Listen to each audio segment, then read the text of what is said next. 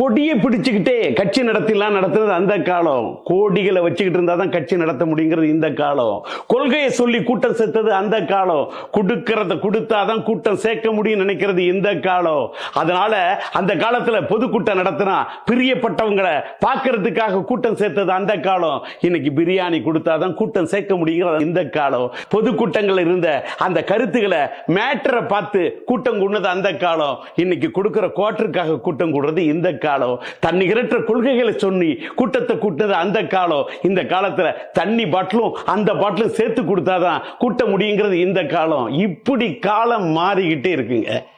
அந்த காலத்துல கூட ஓட்டுக்கு நோட்டு கொடுத்து ஓட்டு வாங்குறதுன்னா அதோட பர்சன்டேஜ் ஏதோ கொஞ்சம் தான் இருந்தது.